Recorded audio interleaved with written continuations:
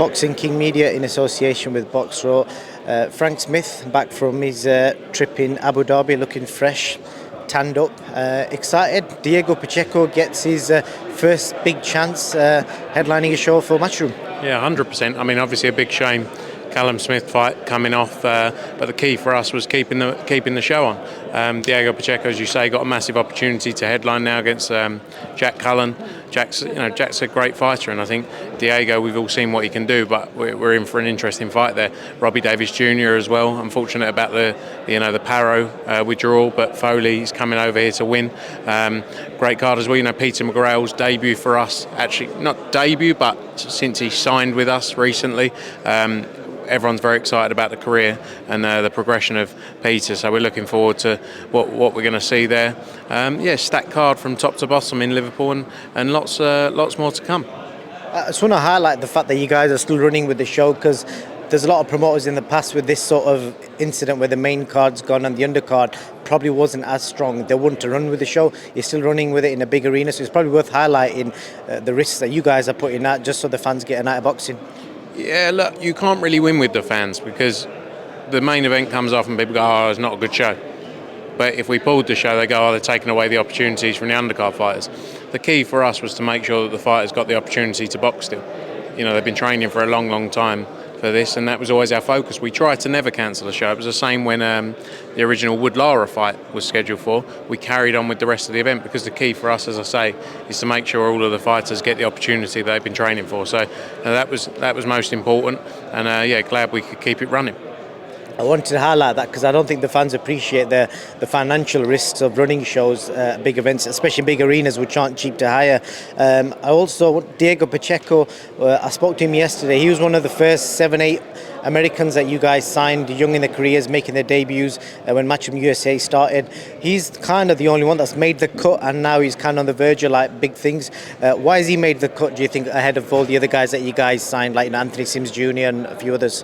He's a very talented fighter. He's been very patient as well. I think he turned pro with us at 18 years old, I think he was. 17, I think he was. Yeah, 17, because his first few fights were in Mexico, because he wasn't old enough to box in some of the states. So, he's been patient, and he's progressed, he's progressed at the right rate. As you say, we signed 5, 6, 7 young prospects at the same time, and that was always going to be the way. It was, you can sign 20 fighters. 1 or 2 are going to make it to that level, that we believe Diego can get to. This is just, it was important for us to bring him over here. Big fight opportunity in the UK. Keep him active as well. We had a great win on the Canelo undercard as well. But the focus for us has been keeping him active, keeping him busy, and keep building him because he's a future superstar. He showed interest in fighting Edgar Berlanga yesterday. He feels he's not too far away as long as he beats Jack Cullen. How realistic do you think that could be? And if that does happen, could it happen before Berlanga's agreed date with Canelo in his third fight of his deal? No, I think it's definitely a massive fight. I definitely think it's one that doesn't need to be rushed. They're both very young. Berlanga's obviously now got his eyes set on the potential Canelo opportunity early next year. And that was a key part of coming over with us. But I think that's a fight that in the next 2, 3, 4 years can still be massive as well. So there's no rush with it. Diego's still only 22, I think now. Yesterday. 22 yesterday. So he's got a long way to go still, and he's got, even if he boxes for another 8, 9 years till he's 30 years old, he's got many more big nights to come. On the undercard, you've got Akib Fiaz and Kamal Hatton fighting. I've seen a bit of exchanges between both of them. Realistically, can we look at potentially them two facing off with each other? Yeah, look, that'd be a massive fight in Manchester, obviously.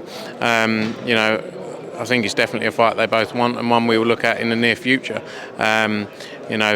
Great to have Akib back and Campbell, as you say. Now we need a path for Campbell as well, what he's doing.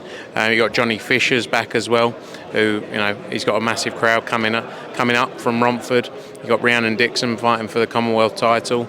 It's a packed card. Paddy Lacey as well on the card, amongst others. Interesting stuff. Just want to speak to you about a couple of other subjects as well, Frank. Tyson Fury, Usyk, starting off with that. It appears like the sticking point is this whole 60-40 thing. Obviously, you played a big part in making the AJ Usyk fights twice. I'm not asking about financials, but looking at the splits you guys agreed for that, what do you think is realistic looking at Tyson's star power and what Usyk brings to the ring? I think for a fight of this magnitude, to crown the undisputed heavyweight championship of the world, it's one of those where maybe, and this happens in sport a lot, in boxing, maybe you don't want to give up that extra percent, but to make that massive fight happen, you have to. And I'm not saying I'm not comparing their value to each other, but sometimes in life you have to do that in order to make it happen. It's just a reality. Doesn't mean that person's worth X, that person's worth Y. But Usyk's been involved in huge fights, huge pay-per-view fights with AJ, Tony Bellew now for the last 3-4 years. It's a big fight because of the both of them. Big fights take two people. And this is the fight people have been waiting a long time for, the undisputed fight. It would be a shame if it didn't happen. But I'm not going to get involved in this person's worth that, this person's worth that. I think if they both want it so badly, 50-50 is fair. That's my view. I think the latest Tyson had refused a 60-40 to the winner. Other fight I want to talk about is Gervonta Davis and Ryan Garcia agreed yesterday, and you guys were in negotiations with Gervonta. Any disappointment in not getting that deal over the line because you could have been involved in a huge fight? No, look, it's a massive fight. We're just glad it's happening. Obviously, pay-per-view on the DAZN platform as well, which is great to see. It's good for the sport of boxing that these big fights are being made. So, no disappointment from us at all. Good stuff. And I want to speak to you about Conor Benn's interview with Piers Morgan. Did you watch it first of all? Parts of it, yeah, I've seen parts of it. I've been travelling around a lot, so I haven't seen the full thing, but yeah. One of the biggest things, because I always try and look at what the fans are complaining and moaning about, and one of the biggest things they're criticising is, I think Conor said that he wants to have the biggest fight straight away to show the fans that he's back on top of the game. Do you think Manny Pacquiao at 44 years old is the right guy for that? I think we got to realise as well with Conor Benn that a lot of people were writing him off that he didn't have ability. So he's going in there saying to go in there with one of the modern day greats. Yes, he's been out the ring a little bit of time, but you see him in his training camp. He's still training. He's still training very hard. He's still got unbelievable speed. And he will be a level above anyone Conor's ever faced before if he was to face him. But look, it's not. We're not doing that. It's not signed. It's not going to be signed tomorrow. Who knows? But he does want the biggest fights possible. That's one thing I know from Conor Benn, and he'll face anyone. I know you play a big part in getting the contracts and the fights over the line, and I saw some exchanges between Conor and Sean Gibbons, who represents Manny. Is there any talks or any negotiations ongoing at the moment? We've been speaking to Sean Gibbons for a while about Manny Pacquiao and opportunities. We've got obviously the big deal and plans in Abu Dhabi. Manny Pacquiao is a massive name for the sport, so there's been conversations, but nothing more than that just yet. And as a boxing fan yourself as well, one of the key arguments Conor put in his defence was the fact that this test that was failed was played about with 3 or 4 times before a positive outcome came out of it. Obviously, no fans or me myself are not experts on it, but where do you think that kind of leaves the drug testing in the whole sport in itself? Why is something getting tested 3-4 times before we get a conclusion? Look, that's something that needs, I think, broader review around. And look, it's well above my head. I'll be honest with you, it's not what I'm a specialist in, but I think that needs a lot of work still to improve it, to improve the safety of the sport. And hopefully this case and the documents that have been shared, with the labs and everyone involved, will improve that moving forward. But like I say, I'm not a specialist in that space. Can't explain to you everything behind it. But yeah, we all just want a safe sport, and that's the key for us. And the last question on Conor, obviously, as it appears, he's now been cleared, so we're kind of just waiting for a fight date. When do you think we could realistically see an announcement? Because Conor's put on his Instagram a few times, expect a date anytime soon.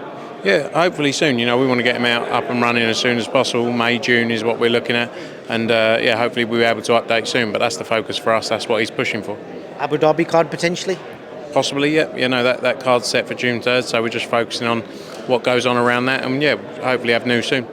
Beterbiev, Bivol is a fight rumoured. Could that potentially headline that show? Are you guys talking in regards to that? We've had some conversations. There's lots of discussions ongoing around that main event. Lots of big fight opportunities. So I think in the next 7 to 10 days you'll have some clarity on it.